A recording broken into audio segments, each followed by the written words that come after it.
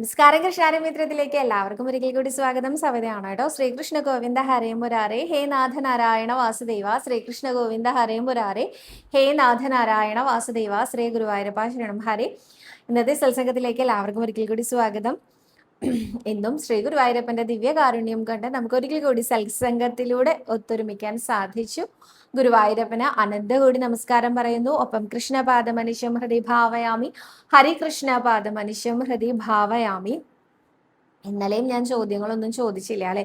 ഇന്നലെ വളരെ ഇമ്പോർട്ടൻ്റ് ആയിട്ടുള്ള ഒരു സബ്ജക്റ്റ് ആണ് എന്ന് തോന്നിയതുകൊണ്ടാണ് അതിലൊതുക്കി ഞാൻ വീഡിയോ ചെയ്തത്. വളരെ ചെറിയൊരു വീഡിയോ ആയിരുന്നു, എന്നാൽ പോലും വളരെ വിപുലമായിട്ട് അതിനെക്കുറിച്ച് പറയേണ്ടതാണ്. എനിക്ക് പറയാൻ ഇഷ്ടമുള്ള കാര്യമാണ്. നമ്മുടെ കൃഷ്ണാരി മിത്രം ചാനലിൽ ഞാൻ ഒരിക്കൽ പറയുകയും ചെയ്തതാണ് കേട്ടോ. അത് പറഞ്ഞപ്പോഴാണ് കൃഷ്ണാരി മിത്രം ചാനൽ തുടങ്ങിയിട്ട് തന്നെ ഇപ്പോൾ 4-5 മാസമല്ലേ ആയിട്ടുള്ളൂ. അതിനുള്ളിൽ തന്നെ ഞാൻ അത് ഒരിക്കൽ പറഞ്ഞിട്ടുള്ളതാണ്. എന്നാലും ചോദിച്ചപ്പോൾ വീണ്ടും പറയാൻ തോന്നി. എനിക്ക് ഇഷ്ടമുള്ള സബ്ജക്റ്റ് ആയതുകൊണ്ട് ഇനി അതിൻ്റെയൊക്കെ ഞാൻ ഷോർട്ട് വീഡിയോ ആയിട്ട് ചെയ്തിട്ടുണ്ട്. അപ്പോൾ നിങ്ങൾ എത്രയും പെട്ടെന്ന് അതും കൂടെ കണ്ടോളൂ കേട്ടോ. അപ്പോൾ ഇനി അടുത്തതായിട്ട് ഇന്നത്തെ ആ ഒരു വിശേഷങ്ങളിലേക്ക് കടക്കാം. ഇന്ന് ആദ്യത്തെ ചോദ്യം നോക്കാം കേട്ടോ. സ്ഥലം വിൽപ്പനയ്ക്ക് ഗുരുവായൂരപ്പനെ എന്ത് വഴിപാടാണ് ചെയ്യാന്നാണ് ശ്രീജ നായർ എന്ന ഭക്ത ചോദിച്ചിരിക്കുന്നത്. അങ്ങനെയൊന്നുമില്ല കേട്ടോ. ഗുരുവായൂരപ്പന് നമുക്ക് ഇഷ്ടമുള്ള വഴിപാട് നേരാന്നല്ലതല്ല ചെയ്യാം. എല്ലാം നമ്മുടെ ഉണ്ണികൃഷ്ണനെ ഏൽപ്പിച്ചു കൊടുക്കൂ. ഏൽപ്പിച്ചു കൊടുത്താൽ എല്ലാം ഭഗവാൻ നേരെയാക്കി തരും. അങ്ങനെ തന്നെ വിശ്വസിക്കൂ കേട്ടോ. ഗുരുവായൂരപ്പന് ഇന്ന വഴിപാട് ചെയ്താൽ ഇന്നതേ തരുള്ളൂ അതിന്റെ ഫലമായിട്ട് അങ്ങനെയൊന്നുമില്ല കേട്ടോ. നമുക്കറിയാം നമുക്ക് എന്താ ആഗ്രഹം എന്ന്, ഗുരുവായൂരപ്പൻ അറിയാം നമുക്ക് എന്താ വേണ്ടത് എന്ന്. ഇത് രണ്ടും ഒന്നാവണം എന്നുള്ളതാണ് നമ്മുടെ പ്രാർത്ഥന. അപ്പോൾ നമുക്ക് ഗുരുവായൂരപ്പനോട് പ്രാർത്ഥിച്ചിട്ട് ഇഷ്ടമുള്ള വഴിപാട് നാമം ചൊല്ലിയിട്ട് ആദ്യം എന്താണോ മനസ്സിൽ വരുന്നത് ആ വഴിപാട് ചെയ്തോളൂ കേട്ടോ. അടുത്തതായിട്ട് കൃഷ്ണനാട്ടം എവിടെ വെച്ചാണ് നടത്തപ്പെടുന്നത്, എത്ര മണിക്കാണ് എന്നാണ് റാണി സരസ്വതി എന്ന ഭക്ത ചോദിച്ചിരിക്കുന്നത് കേട്ടോ. കൃഷ്ണനാട്ടം ഞാൻ ഒരുപാട് തവണ പറയാറുണ്ട്, വീണ്ടും വീണ്ടും കേൾക്കുമ്പോൾ ബോറടിക്കണമെന്ന് തോന്നരുത് കേട്ടോ. അറിയാത്ത ആളുകൾക്ക് വീണ്ടും ചോദിക്കുമ്പോൾ എങ്ങനെയാ പറയാൻ പറ്റില്ല എന്ന് പറയാം. അതുകൊണ്ടാട്ടോ. വടക്ക് വശത്താണ്, അതായത് നാലമ്പലത്തിനകത്ത് ഉണ്ണികൃഷ്ണനെ തൊഴുത് നമ്മൾ പുറത്തേക്ക് കടക്കുന്ന ഒരു വഴി ഉണ്ടല്ലോ, ചുറ്റമ്പലത്തിലേക്ക് കടക്കുന്ന വഴി, ആ ഒരു എക്സിറ്റിന്റെ ഭാഗത്തായിട്ടാണ് വടക്ക് വശം എന്ന് പറയുന്നത്. ഈ വടക്ക് വശത്തായിട്ടാണ്. അവിടെ പ്രത്യേകിച്ച് സ്റ്റേജ് ഒന്നും കെട്ടിയിട്ടില്ല. പ്രദക്ഷിണ വരിയിൽ തന്നെയാണ് കൃഷ്ണനാട്ടം നടക്കാറുള്ളത്.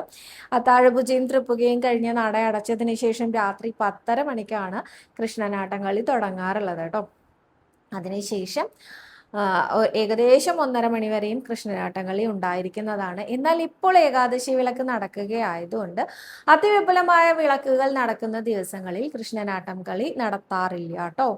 അതിവിപുലമായ രീതിയിൽ കൃഷ്ണനാട്ടം കളി നടത്തുമ്പോൾ വിളക്ക് നടത്തുമ്പോൾ എന്തുകൊണ്ടാണ് കൃഷ്ണനാട്ടം കളി ഇല്ലാത്തത് ചോദിച്ചാൽ, രാത്രിയിലെ ചുറ്റുവിളക്കിന്റെ ശിവേലിയുടെ സമയം വളരെ കൂടുതലായിരിക്കും. മേളത്തോടു കൂടി അല്ലെങ്കിൽ പഞ്ചവാദ്യത്തോടു കൂടിയൊക്കെയുള്ള ആ ഒരു വിളക്ക് എഴുന്നള്ളിപ്പിന് കുറേ സമയം വേണ്ടി വരും. 11:30-12 മണിയോട് കൂടിയ വിളക്ക് എഴുന്നള്ളിപ്പ് തന്നെ കഴിയുള്ളൂ. അതിനുശേഷം പിന്നെ ഒരു കൃഷ്ണനാട്ടം കളി അരങ്ങേറാനുള്ള സമയമില്ല എന്നുള്ളത് കൊണ്ട് ഈ ഒരു സമയത്ത് എല്ലാ വിളക്കിന്റെ ദിവസവും മുടക്കം വരാറില്ല കേട്ടോ. വിപുലമായി നടത്തുന്ന വിളക്കിന്റെ ദിവസങ്ങളിൽ മുടക്കാറുണ്ട് കേട്ടോ. അടുത്തതായിട്ട് ഒരു കമന്റ് ആണ്, എനിക്ക് ഒരു ഹാർട്ട് ടച്ചിങ് ആയിട്ടുള്ള ഒരു വേർഡ്സ് ആയിട്ട് തോന്നിയതുകൊണ്ടാണ് ഞാൻ വായിക്കുന്നത്. ശിവൻ AV എന്നാണ് ആ ഭക്തന്റെ പേര്. സവിത സത്യസന്ധമായിട്ടാണ് കാര്യങ്ങൾ പറയുന്നത് എന്ന്. എനിക്ക് വളരെ വളരെ വളരെ സന്തോഷം തോന്നിയ ഒരു കമന്റ് ആണ് കേട്ടോ ഇത്.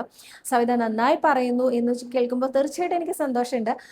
സവിതയ്ക്ക് നല്ല ഭക്തിഭാവം ഉണ്ടെന്ന് കേൾക്കുമ്പോഴൊക്കെ എനിക്ക് സന്തോഷമുണ്ട്. പക്ഷെ അതിനേക്കാളൊക്കെ ഉപരി സവിത സത്യസന്ധമായിട്ടാണ് കാര്യങ്ങൾ പറയുന്നത് എന്ന് കേൾക്കുമ്പോൾ എനിക്ക് ഒരുപാട് ഒരുപാട് ഒരുപാട് സന്തോഷം തോന്നുന്നുണ്ട്. കാരണം ഇപ്പോൾ നമുക്ക് കണ്ടുകിട്ടാൻ പ്രയാസമുള്ള ഒരു കാര്യം തന്നെയാണ് സത്യം എന്നാണ് ഞാൻ വിശ്വസിക്കുന്നത്. പല ആളുകളിൽ നിന്നും സത്യസന്ധമല്ലാത്ത രീതിയിൽ വഴിപാടുകളെ കുറിച്ചാണെങ്കിൽ പോലും അല്ലെങ്കിൽ ഗുരുവായൂരപ്പൻ്റെ കാര്യങ്ങളെ കുറിച്ചാണെങ്കിലൊക്കെ സത്യസന്ധമല്ലാത്ത പല കാര്യങ്ങളും കേൾക്കുന്നുണ്ട്.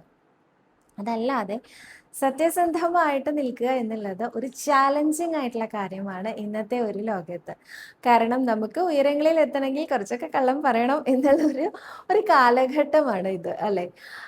അവിടെ ഞാൻ അങ്ങനെ ചെയ്യില്ല, ഞാൻ സത്യം തന്നെയാണ് പറയുന്നത് എന്ന് എനിക്ക് നല്ല ബോധ്യമുണ്ട്. പക്ഷെ അത് നിങ്ങളിലേക്കും എത്തുന്നു എന്നറിയുമ്പോൾ ഒരുപാട് ഒരുപാട് ഒരുപാട് സന്തോഷമുണ്ട് കേട്ടോ. കാരണം ഈ ഒരു ചാനലിൽ ഞാൻ ആദ്യമായിട്ട് വീഡിയോ ചെയ്യുന്ന സമയത്ത് ഞാൻ എൻ്റെ സത്യസന്ധത തെളിയിക്കപ്പെടാൻ വേണ്ടിയിട്ടായിരുന്നു വീഡിയോ ചെയ്തിട്ടുണ്ടായിരുന്നത്. എനിക്കത് വല്ലാത്ത വിഷമം ഉണ്ടാക്കി. 1.5 വർഷം നിരന്തരമായിട്ട് ഗുരുവായൂരപ്പനെ കുറിച്ച് പറഞ്ഞുകൊണ്ടിരിക്കുന്ന ഞാൻ കള്ളം പറയുന്നു അല്ലെങ്കിൽ മറ്റൊരാളെ ചതിക്കുന്നു എന്ന രീതിയിൽ മെസ്സേജസ് വന്നപ്പോൾ എനിക്കത് സഹിക്കാവുന്നതിലപ്പുറമായിരുന്നു. അപ്പം ഞാൻ എൻ്റെ സത്യസന്ധത പ്രൂവ് ചെയ്യാൻ വേണ്ടി മാത്രം ഒരു വീഡിയോ ചെയ്യേണ്ടി വന്ന ആ ഒരു ഗതികെട്ട അവസ്ഥയിലേക്ക് ഞാൻ നിലം പതിക്കുക എന്നൊക്കെ പറയില്ലേ, അങ്ങനെ ഉണ്ടായിരുന്നു കേട്ടോ. ആ ഒരു ഘട്ടത്തിൽ നിന്നാണ് വെറുതെ ഞാനൊരു വീഡിയോ ചെയ്യുമ്പോൾ അതിൻ്റെ താഴെയായിട്ട് ഇങ്ങനെ ഒരു കമൻറ്റ് വന്നത്. ഇത് ഗുരുവായൂരപ്പൻ അനുഗ്രഹിച്ച് തന്നൊരു കമൻ്റ് ആയിട്ടാണ് ഞാൻ കണക്കാക്കുന്നത് കേട്ടോ. സത്യസന്ധമായിട്ടാണ് സവിത വീഡിയോ ചെയ്യുന്നത് എന്ന് പറയുമ്പോൾ ഞാൻ ബ്ലെസ്ഡ് ആയി എന്ന് തന്നെ എനിക്ക് ഫീൽ ചെയ്യുന്നത്. ആ സത്യം എന്നും നിൽക്കട്ടെ. ഗുരുവായൂരപ്പൻ എന്ന് പറയുന്നത് സത്യം ആണ് എന്നാണ് ഞാൻ വിശ്വസിക്കുന്നത്. അല്ലെങ്കിൽ സത്യം പറയുന്നവരോട് ഗുരുവായൂരപ്പന് കുറച്ച് അധികം ഇഷ്ടമുണ്ട് എന്നാണ് ഞാൻ മനസ്സിലാക്കുന്നത്. അപ്പോൾ ഇന്നും എനിക്കിതുപോലെ സത്യങ്ങൾ പറയാൻ സാധിക്കട്ടെ എന്ന് ഭഗവാനോട് ഞാൻ നിരന്തരമായിട്ട് പ്രാർത്ഥിക്കുന്നുണ്ട് കേട്ടോ. അടുത്തതായിട്ട് കമലം ഉത്തമൻ എന്ന ഭക്തയാണ് രണ്ടാമത് ചോദിച്ചിരിക്കുന്നത്. കേളിക്കൈ വഴിപാടിനെ കുറിച്ചൊന്ന് പറയുമോ എന്നാണ്. എന്താണ് അതിൻ്റെ പ്രസാദം എന്ന് പറയുന്നത്? കേളിക്കൈ വഴിപാടിന് പ്രത്യേകിച്ച് പ്രസാദം ഒന്നുമില്ല കേട്ടോ. കേളിക്കൈ നടത്തപ്പെടുക എന്നുള്ളതാണ് നമുക്ക് കിട്ടാവുന്ന പ്രസാദം എന്ന് പറയുന്നത്. അതായത് 10 രൂപയായിരുന്നു കേളിക്കൈ ഷീട്ടാക്കാൻ. പുതുക്കിയ നിരക്കിൽ കൂടിയിട്ടുണ്ടോ എന്ന് അറിയില്ല, ഞാൻ നോക്കാം. കേളിക്കൈ എന്ന വഴിപാട് ദീപാരാധനയ്ക്ക് ശേഷം ഒരു കേളികൊട്ടുണ്ട് ഭഗവാന്റെ നടയിൽ. ആ കേളികൊട്ട് നമ്മുടെ ഭക്തജനങ്ങളുടെ വകയായിട്ട് നടത്തുന്നതിനെയാണ് കേളിക്കൈ വഴിപാട് എന്ന് പറയുന്നത് കേട്ടോ. ഒരേ സമയം അനേകം ഭക്തർക്ക് ഷീട്ടാക്കാവുന്നതാണ്.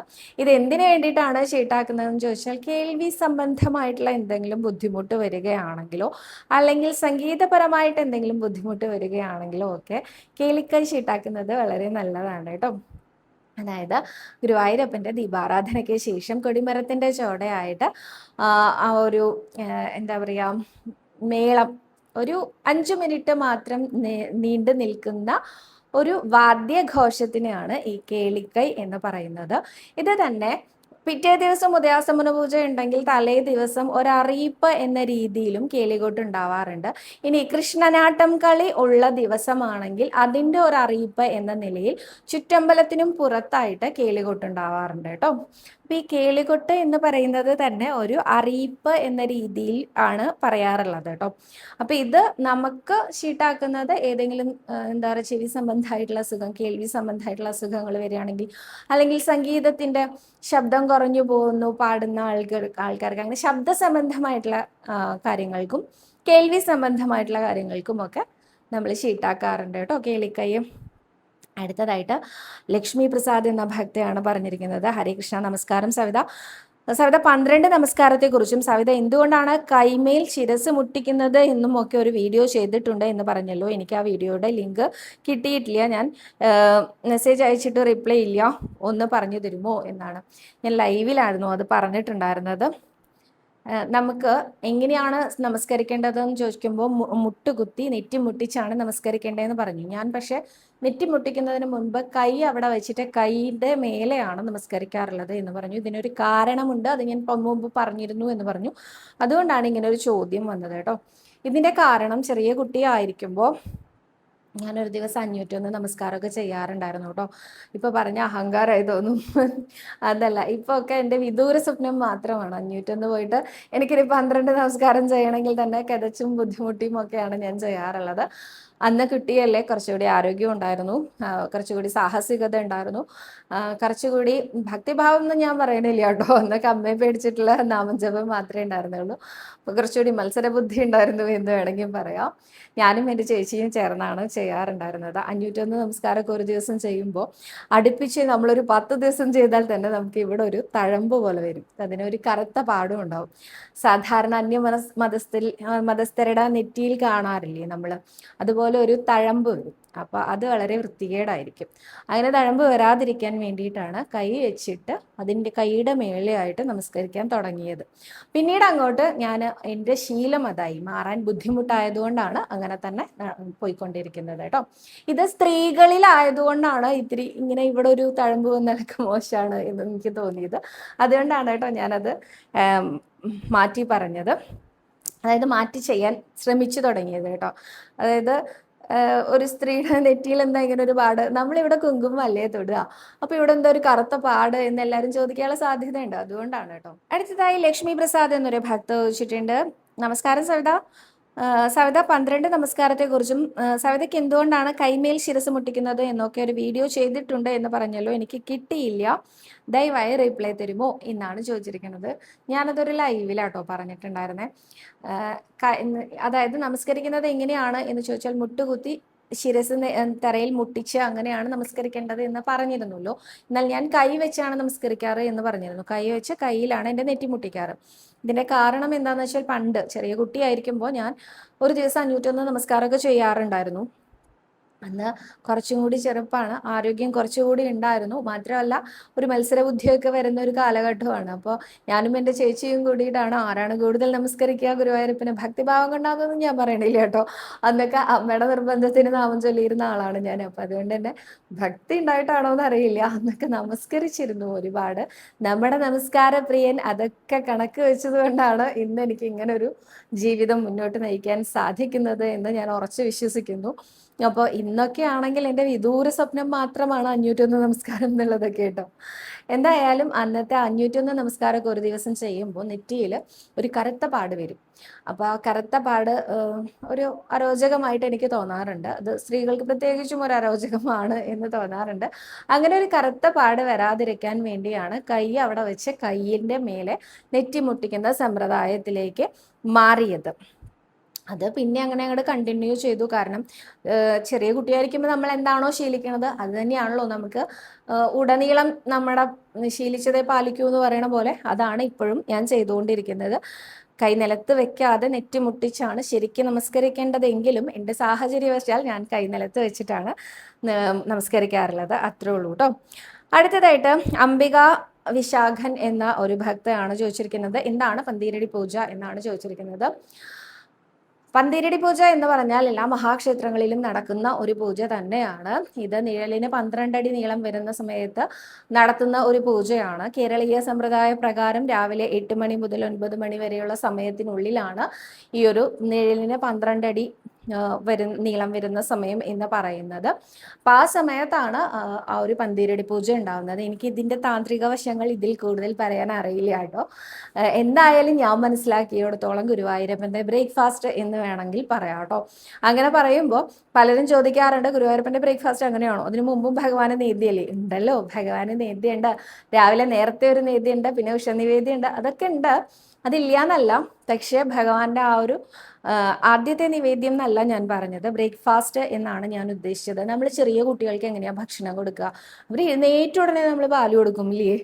അത് അവരുടെ ബ്രേക്ക്ഫാസ്റ്റ് അല്ല. പിന്നെ അവരെ കുളിയൊക്കെ കഴിഞ്ഞ് പതുക്കെ ഒരു 10 മണിയൊക്കെ ആകുമ്പോൾ കുറച്ച് കുറുക്ക് കൊടുക്കും. അതാണ് അവരുടെ ബ്രേക്ക്ഫാസ്റ്റ് ആയിട്ട് നമ്മൾ കണക്കാക്കാറ് അല്ലേ? അതേപോലെ ഭഗവാന്റെ, ചുരുക്കി പറഞ്ഞാൽ ഭഗവാന്റെ ബ്രേക്ക്ഫാസ്റ്റ് എന്ന് പറയാം. ഇങ്ങനെ പറയുമ്പോൾ പലർക്കും എന്താ ഇങ്ങനത്തെ ശൈലിയിൽ സംസാരിക്കണേന്ന്. ഇത് സാധാരണക്കാർക്ക് മനസ്സിലാവാൻ എളുപ്പം ഇങ്ങനെയാണ് കേട്ടോ. ഭഗവാന്റെ ബ്രേക്ക്ഫാസ്റ്റ് എന്ന് പറഞ്ഞാൽ ലഞ്ചാണ് ഉച്ചപൂജ, അത്താഴപൂജ ഡിന്നറാണ്. ഞാൻ ഈ അത്താഴപൂജയുടെ നിവേദ്യത്തിന് ഗുരുവായൂർ അമ്പലത്തിലുണ്ടെങ്കിൽ, അല്ലെങ്കിൽ ഞാൻ വിളിച്ചു പറയുന്ന മൈക്കിലൂടെ അനൗൺസ്മെന്റ് ഉണ്ടാവാറുണ്ടല്ലോ, ഗുരുവായൂരപ്പന് അത്താഴപൂജയ്ക്ക് നിവേദ്യമായിരിക്കുന്ന വിവരം ഭക്തജനങ്ങളെ അറിയിച്ചു കൊള്ളുന്നു എന്ന ആ ഒരു അനൗൺസ്മെന്റ് കേൾക്കുന്ന സമയത്ത് ഞാൻ പറയാറുണ്ട്, have a delicious dinner my dear Kanna എന്ന് പറയാറുണ്ട് കേട്ടോ. അതായത് ഭഗവാന്റെ ഡിന്നറാണ് അത്താഴപൂജ. അപ്പോൾ അത് ഏറ്റവും ഡെലീഷ്യസ് ആയിട്ട് കിട്ടട്ടെ, have a delicious lunch, have a delicious breakfast എന്നൊക്കെ ഞാൻ പറയാറുണ്ട് കേട്ടോ. അത് ഞാൻ കേൾക്കുന്ന സമയത്ത് ഞാനിത് പറയാറുണ്ട്. എൻ്റെ സങ്കല്പത്തിലെ ഭഗവാന്റെ ബ്രേക്ക്ഫാസ്റ്റ് ആണ് പന്തീരടി എന്ന് പറയുന്നത്. ഇത് രാവിലെ 8 മണി 8:15 കൂടിയിട്ടാണ് പന്തീരടി പൂജയുടെ നിവേദ്യമാവുന്നതും 8:45 കൂടിയിട്ടാണ് പന്തീരടി പൂജ കഴിഞ്ഞ് നട തുറക്കുന്നത് കേട്ടോ. അടുത്തതായിട്ട് സവിത മോളെ, ഈ ചേച്ചിക്ക് പല പല അസുഖമാണ്. നാരായണീയത്തിലെ ഏത് ദശകം വായിക്കണം എന്നറിയില്ല, ഒന്ന് പറഞ്ഞു തരൂ എന്നാണ് നിഷ നാരായണൻ എന്ന ഭക്ത പറഞ്ഞിരിക്കുന്നത് കേട്ടോ. അങ്ങനെയില്ല, നാരായണീയം മുഴുവൻ നമ്മുടെ എല്ലാ അസുഖങ്ങൾക്കുമുള്ള ഒറ്റമൂലിയാണ് കേട്ടോ. നമ്മുടെ ജീവിതത്തിന്റെ ഒറ്റമൂലി എന്ന് വേണമെങ്കിൽ പറയാം കേട്ടോ. എല്ലാ പ്രശ്നങ്ങളും നാരായണീയം വായിക്കുന്ന ആളുകളിൽ നിന്ന് അകന്ന് പോകും. ഏറ്റവും കൂടുതൽ ദാരിദ്ര്യം ഉണ്ടാവില്ല എവിടെയാണോ നാരായണീയം ഉള്ളത് അവിടെ സമ്പൽ സമൃദ്ധി ഉണ്ടാവുന്ന ആചാര്യൻ എപ്പോഴും പറയാറുണ്ട്. അത് ഏറ്റവും വലിയ ദുഃഖം തന്നെയാണ് അല്ലെ. ആരോഗ്യം ഉണ്ടാവാനും നാരായണീയം ഏറ്റവും നല്ലതാണ്. അത് മേൽപ്പത്തൂര് ആരോഗ്യം കിട്ടാൻ വേണ്ടി രചിച്ചത് ആയതുകൊണ്ടല്ല കേട്ടോ. നമ്മുടെ ഉണ്ണികൃഷ്ണന് ഏറ്റവും പ്രിയപ്പെട്ട കാവ്യമാണ് നാരായണീയം എന്നുള്ളത് കൊണ്ടാണ്. നാരായണീയം വായിക്കുന്ന ഒരാൾക്ക് ഒരു തരത്തിലുള്ള ബുദ്ധിമുട്ടുകളും ഉണ്ടാവരുത് എന്നൊരു നിശ്ചയം നമ്മുടെ ഉണ്ണികൃഷ്ണന് ഉണ്ട് തന്നെയാണ് എൻ്റെ അനുഭവവും ആചാര്യന്മാര് പറഞ്ഞു കേട്ടിട്ടുള്ളത് കേട്ടോ. നാരായണീയത്തിനെ കുറിച്ച് അങ്ങനെ തന്നെ പറയണം എന്ന് ആചാര്യൻ പറയാറുണ്ട്. നാരായണീയം എവിടെ എവിടെ ഉണ്ടോ അവിടെ ഒരു ബുദ്ധിമുട്ടും ഇല്ലാതിരിക്കാൻ ഉണ്ണികൃഷ്ണൻ ശ്രദ്ധിക്കാറുണ്ട് എന്ന് തന്നെയാണ്. അപ്പൊ എല്ലാവിധ ബുദ്ധിമുട്ടുകളിൽ നിന്നും രക്ഷ നേടാൻ നാരായണീയം മുറുക്ക പിടിച്ചോളൂ. ഏത് ദശകം എന്നൊന്നുമില്ല കേട്ടോ, എല്ലാ ദശകവും ഔഷധമാണ് എന്ന് വേണമെങ്കിൽ പറയാം. പണ്ട് കാലത്തുള്ള ആളുകള് നമുക്ക് എന്തെങ്കിലുമൊക്കെ അസുഖം വന്നു കഴിഞ്ഞാൽ ഈ നാട്ടുവൈദ്യം പോലെ വീട്ടുവൈദ്യം പോലെയൊക്കെ എന്തെങ്കിലുമൊക്കെ ചെയ്യാറുണ്ട് അല്ലേ. ഇപ്പോൾ തലവേദനയാണെങ്കിൽ എന്ന് പറഞ്ഞ് തുളസിയില ഇട്ട് ആവി കൊള്ളാൻ പറയാറുണ്ട്. അല്ലെങ്കിൽ ജലദോഷമാണെങ്കിൽ പനിക്കൂർക്കിടയിലോ അതല്ലെങ്കിൽ ചുക്ക് കാപ്പിയോ അങ്ങനെയൊക്കെ തന്ന്, അങ്ങനെ നമ്മുടെ ഒരു വീട്ടുവൈദ്യം എന്നൊക്കെ പറയില്ലേ, ഒറ്റമൂലി തന്നിട്ട് നമ്മളെ അതിൽ നിന്ന് റിക്കവർ ചെയ്യിപ്പിക്കാറുണ്ടല്ലേ. ഇതേപോലെയാണ് എന്തിനും ഏതിനും ആശ്രയിക്കാം നമുക്ക് നാരായണീയത്തിനെ. കാരണം ഭഗവാൻ ഉണ്ടല്ലോ, തലയിൽ വെച്ചിട്ട് ആ നാരായണീയം കൊണ്ട് നടക്കണേന്ന് തോന്നാറുണ്ട് കേട്ടോ. പല സമയത്തും പല ആചാര്യന്മാരുടെയും പല പല വാക്കുകൾ കേൾക്കുമ്പോൾ നാരായണീയത്തിനെ എടുത്ത് തലയിൽ വെച്ചിരിക്കുക ഗുരുവായൂരപ്പൻ എന്ന് തോന്നുന്നു. അത്രയധികം ഭഗവാന് പ്രിയപ്പെട്ടതാണ് നാരായണീയം. അതുകൊണ്ട് സ്തുതിക്കാൻ ഓരോരുത്തർക്കും സാധിക്കട്ടെ. ഗുരുവായൂരപ്പൻ അനുഗ്രഹിക്കട്ടെ. അടുത്തതായിട്ട് നിഷ അനിൽ എന്ന ഭക്തയാണ് ചോദിച്ചിരിക്കുന്നത്, എനിക്കൊരു മാസം ഫുള്ളായിട്ട് വിഷ്ണു സഹസ്രനാമം വായിച്ച് ഭഗവാന് സമർപ്പിക്കണം എന്നുണ്ട്. അങ്ങനെ വരുമ്പോൾ പീരീഡ്സ് ഡേറ്റിൽ എന്താണ് ചെയ്യേണ്ടത്, ഒഴിവാക്കണോ എന്നാണ് എന്നോടാണ് ചോദ്യം എന്നുള്ളത് കൊണ്ട് ഞാൻ ചെയ്യുന്നത് മാത്രമേ ഞാൻ പറയുള്ളൂ. നിങ്ങളുടെ ശരി നിങ്ങളുടെ മാത്രം ശരിയാണ്, എൻ്റെ ശരി എൻ്റെ മാത്രം ശരിയായിരിക്കാം. എന്നാലും ഞാൻ പറയുന്നു, നാരായണീയം, ഭാഗവതം, ഭഗവത്ഗീത, വിഷ്ണു സഹസ്രനാമം, ലളിതാ സഹസ്രനാമം തുടങ്ങിയ ആത്മീയമായിട്ടുള്ള എല്ലാ പുസ്തകങ്ങളും ശുദ്ധത്തോടു കൂടി മാത്രമേ കൈകാര്യം ചെയ്യാൻ പാടുള്ളൂ. നമ്മൾ പീരീഡ്സ് ഡേറ്റിൽ ഒഴിവാക്കുക തന്നെ വേണം. എന്നാൽ ഇതൊരു മുടക്കമായിട്ട് ഒരിക്കലും കണക്കാക്കേണ്ട കാര്യമില്ല. ഒരു മാസം മുഴുവനായിട്ടും ഞാൻ ഇത് വായിച്ച് ഭഗവാന്റെ മുമ്പിൽ സമർപ്പിക്കാം എന്ന് വിചാരിച്ചാൽ ഒരു മാസത്തിൽ എത്ര ദിവസമുണ്ട്? 30 ദിവസമാണുള്ളത്. അപ്പോൾ നമ്മൾ 30 ദിവസം ഇത് വായിക്കണം എന്നേ വിചാരിക്കാനുള്ളൂ കേട്ടോ. ഇന്നാണ് അത് തുടങ്ങുന്നതെങ്കിൽ ഇന്ന് മുതൽ പീരീഡ്സിന്റെ ഡേറ്റ് വരെ ശുദ്ധമായാൽ അത് കഴിഞ്ഞിട്ടുള്ള ബാക്കിയുള്ള ദിവസം അതുവരെ അങ്ങനെ ചൊല്ലിയിട്ട് 30 ദിവസം ആക്കിയാൽ മതിയല്ലോ. അങ്ങനെയും ചെയ്യാലോ. അപ്പൊ എൻ്റെ അഭിപ്രായം ഇതാണ് കേട്ടോ. അടുത്തതായിട്ട് പത്മചേച്ചിയാണ് ചോദിച്ചിരിക്കുന്നത്, ദ്വാദശിപ്പണം സമർപ്പിക്കുന്നത് രാവിലെ 9 മണി വരെയാണ് കൂത്തമ്പലത്തിൽ എന്ന് പറഞ്ഞല്ലോ. ഈ 9 മണിക്കുള്ളിൽ എല്ലാവരുടെയും ദ്വാദശിപ്പണം സമർപ്പിക്കൽ കഴിയുമോ എന്നാണ് ചോദിക്കുന്നത്. ഇല്ല കേട്ടോ, 9 മണിക്കുള്ളിൽ കഴിയില്ല. പിന്നെയും വരിയിൽ നിൽക്കുന്നുണ്ടാവും ആൾക്കാർ. ഇവിടെ അടയ്ക്കാറായി കഴിഞ്ഞാൽ കാവൽക്കാര് ആ ഒരു ദ്വാദശിപ്പണം ഇട്ടോളൂ എന്ന് പറഞ്ഞ് നമ്മുടെ മുമ്പിൽ ഒരു ബോക്സ് കൊണ്ടുവരും. അത് ഇട്ട് അവിടെ നമസ്കരിച്ചാൽ മതി. എവിടെയാണോ നിങ്ങൾ നിൽക്കണം അവിടെ നമസ്കരിച്ചോളൂ. അതെല്ലാം കൂടെ ഒന്നിച്ച് അവർക്ക് കൊണ്ടുപോയി സമർപ്പിക്കും. കാരണം എല്ലാവർക്കും എത്തിക്കാൻ പറ്റില്ല. കാരണം ദ്വാദശിപ്പണത്തിന്റെ മഹാത്മ്യം അറിഞ്ഞു കഴിഞ്ഞാൽ ആരും അത് വെക്കാതിരിക്കില്ല അല്ലെ. ഞാനൊക്കെ ചെയ്യാറുള്ളത് അവിടെ നിൽക്കണ ആരുടെയെങ്കിലും കയ്യിൽ കൊടുത്ത് എൻ്റെയും കൂടി സമർപ്പിക്കുമോ എന്ന് ചോദിക്കാറുണ്ട് കേട്ടോ. വരിയിൽ നിൽക്കാൻ ബുദ്ധിമുട്ടുണ്ടായിട്ടല്ല കേട്ടോ, അങ്ങനെ വിചാരിക്കരുത്. ദ്വാദശിയുടെ അന്ന് തൊഴുതിറങ്ങുമ്പോൾ തന്നെ ചിലപ്പോൾ 8 മണിയൊക്കെ കഴിയും. കുറേ നേരം വരിയിൽ നിൽക്കണം അന്നത്തെ ദിവസം, കാരണം തിരക്കുണ്ടാവുമല്ലോ. അപ്പൊ കുറേ നേരം വരിയിൽ നിന്ന് ദ്വാദശിയുടെ പാരണ വീടലൊക്കെ കഴിഞ്ഞ് ഇപ്പുറത്തെത്തുമ്പോഴേക്കും നോക്കുമ്പോൾ ഇവിടുത്തെ വരി വളരെ നീണ്ടു നിൽക്കുമായിരിക്കും. പുറത്ത് കൂവളത്തിന്റെ ചോടെ വരെയൊക്കെ നിൽക്കുന്നുണ്ടാവും കേട്ടോ. തെക്ക് വശത്തു കൂടെ ആ വരി വരിക. അപ്പോൾ എന്തായാലും ഞാൻ അതിന് പുറകിൽ നിന്നാൽ എനിക്ക് എത്തില്ല എന്ന് ഉറപ്പായാൽ ഞാൻ ഏതെങ്കിലും ഒരാളെ ഏൽപ്പിക്കാറുണ്ട് കേട്ടോ. ഇത് എൻ്റെ വകയിൽ കൂടി നിങ്ങളൊന്ന് സമർപ്പിച്ചേക്കോ എന്ന് ചോദിച്ചിട്ട് അവിടെ നമസ്കരിച്ച് പോരാറുണ്ട്. അങ്ങനെ ചെയ്താലും മതി എന്നാണ്. അടുത്തതായിട്ട് ഓക്കെ. അടുത്തതായിട്ട് ശ്രീലത എന്നൊരു ഭക്ത ചോദിച്ചിട്ടുണ്ട്, ഭഗവതി അഴലിൻ്റെ മാഹാത്മ്യം അല്ലെങ്കിൽ അതിൻ്റെ ഫലം എന്താണ് എന്ന് പറയാമോ എന്ന്. ഭഗവതിക്ക് അഴല് ഷീട്ടാക്കുക എന്ന് പറഞ്ഞൊരു വഴിപാടുണ്ട്. ഞാൻ എപ്പോഴും പറയാറുള്ളത് തന്നെയാണ്, എന്നാലും പറയാണ് കേട്ടോ. ഭഗവതി അമ്മയ്ക്ക് ഗുരുവായൂരപ്പൻ്റെ അത്താഴ പൂജയും തൃപ്പുകയും കഴിഞ്ഞ് നട അടച്ചതിന് ശേഷം ഭഗവതി അമ്മയ്ക്ക് അഴൽ വഴിപാട് എന്ന് പറഞ്ഞൊരു വഴിപാടുണ്ട്. അതെന്താന്ന് വെച്ചാൽ വെള്ളരിയും നാളികേരവും അഗ്നിയും ചേർത്ത് ഭഗവതി അമ്മയ്ക്ക് നിവേദിക്കുന്നതിനെയാണ് അഴൽ എന്ന് പറയുന്നത്.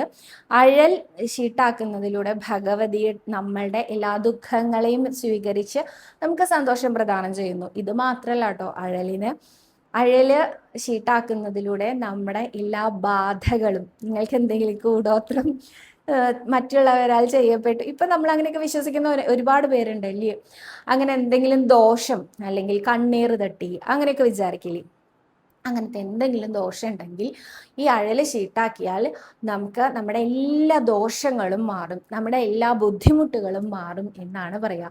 ഭഗവതിയമ്മ അതിനൊക്കെ ഒരു നിവർത്തി ഉണ്ടാക്കി തരും എന്ന് പറയാറുണ്ട് കേട്ടോ ആചാര്യന്മാര്. ബാധാശമനത്തിന് എന്ന് പറയും, അല്ലെങ്കിൽ കൂടോത്രമൊക്കെ മാറാൻ എന്ന് വേണമെങ്കിൽ പറയാം. അങ്ങനെയുള്ള ബുദ്ധിമുട്ടുകൾ എന്തെങ്കിലും, കണ്ണീർ ദോഷം വരിക, അങ്ങനെ എന്തെങ്കിലും ദോഷം ഉണ്ടെങ്കിൽ അത് മാറിക്കിട്ടാൻ ഈ ഭഗവതിയമ്മയ്ക്ക് അഴല് ഷീട്ടാക്കി മതി എന്നാണ് പറയുന്നത്. പുതുക്കിയ നിരക്കനുസരിച്ച് 40 രൂപയാണ് അഴല് ഷീട്ടാക്കാനായിട്ട് വേണ്ടത് കേട്ടോ. ഇത് എപ്പോൾ വേണമെങ്കിലും നമുക്ക് ഷീട്ടാക്കാം. കാരണം എല്ലാം കഴിഞ്ഞ അവസാനമാണ് ഭഗവതിയമ്മയ്ക്ക് അഴല് ഷീട്ടാക്കല് നെയ്തിക്കല് എന്നുള്ളത് കൊണ്ട് തന്നെ നമുക്ക് കൗണ്ടർ അടയ്ക്കുന്നത് വരെ ഏത് സമയത്ത് വേണമെങ്കിലും അഴല് ഷീട്ടാക്കാവുന്നതാണ്. ഇതിന് പ്രത്യേകിച്ച് പ്രസാദങ്ങളൊന്നുമില്ല കേട്ടോ. കണ്ടു തൊഴുക എന്നുള്ളതാണ് ഏറ്റവും കൂടുതൽ നല്ല കാര്യം. ഇനി കണ്ടു തൊഴാൻ സാധിച്ചില്ലെങ്കിലും അഴല് ഷീട്ടാക്കിയാലും നല്ലതാണ്. കണ്ടു തൊഴുക എന്നുള്ളതാണ് ഏറ്റവും പ്രധാനം. അഴല് കണ്ടു തൊഴുത് തിരിഞ്ഞു നോക്കാതെ പോവുക എന്നുള്ളതാണ് പറയാറുള്ളത് കേട്ടോ. അപ്പോൾ എല്ലാവരും ഇങ്ങനെ ഒരു കാര്യം മനസ്സിൽ വെച്ചോളൂ. ഏതെങ്കിലും തരത്തിലുള്ള ബുദ്ധിമുട്ടുകൾ നിങ്ങൾ അനുഭവിക്കുന്നുണ്ട് എന്ന് നിങ്ങൾക്ക് സ്വയം തോന്നുന്നുണ്ടെങ്കിൽ കേട്ടോ, ഞാനിതിലൊക്കെ വിശ്വസിക്കുന്നുണ്ടോ എന്ന് ചോദിച്ചാൽ വിശ്വാസം ഇല്ല എന്നൊന്നും ഞാൻ പറയണില്ല. കാരണം ഇതൊക്കെ ഭാഗവതത്തിൽ തന്നെ പറഞ്ഞിട്ടുണ്ടല്ലോ. നമ്മൾ അംബരീഷ ചരിതം എടുത്തു നോക്കിയാൽ ദുർവാസാവ് മഹർഷി തൻ്റെ ആ ജടയിൽ നിന്ന് അംബരീഷനെ വധിക്കാൻ അല്ലെങ്കിൽ അംബരീഷനെ ഇല്ലാതാക്കാനായിട്ട് ഒരു കൃത്യയെ കൊണ്ടുവന്നു എന്ന് പറയുന്നുണ്ട്. ഇതേമാതിരി നമുക്ക് നേരെ ആർക്കെങ്കിലും എന്തെങ്കിലും വേണമെങ്കിൽ ചെയ്യാവുന്നതാണ് എന്ന് തന്നെയാണ് എനിക്ക് തോന്നാറുള്ളത്. പിന്നെ അത്രയൊക്കെ നിഷ്ഠയുള്ള ആൾക്കാർ ഇന്നുണ്ടോ എന്നുള്ളത് അറിയില്ല. അതൊക്കെ ചെയ്യാൻ പാകത്തിന് നിഷ്ഠയുള്ള ആൾക്കാർ ഇപ്പോൾ ഉണ്ടോ എന്ന് ചോദിച്ചാൽ അറിയില്ല. ഇനി അഥവാ ഉണ്ടെങ്കിൽ, അങ്ങനെ എന്തെങ്കിലും ദോഷം വന്ന് പെട്ടു എന്ന് നിങ്ങൾക്ക് തോന്നുന്നുണ്ടെങ്കിൽ നമ്മൾ തിരിച്ച് അതേപോലത്തെ ദോഷ കാര്യങ്ങൾ ചെയ്യാനൊന്നും പോകരുത് കേട്ടോ. നമുക്ക് നമ്മുടെ ഗുരുവായൂരപ്പൻ ഒരു വഴി കാണിച്ചു തന്നിട്ടുണ്ട്. അതാണ് ഭഗവതി അമ്മയ്ക്ക്, ഇടത്തരികത്ത് കാവിലമ്മയ്ക്ക് അഴൽ നിവേദ്യം ഷീട്ടാക്കുന്നതും നാരായണ കവച മന്ത്രം ചൊല്ലുന്നതും ഏറ്റവും ഉത്തമമാണ്.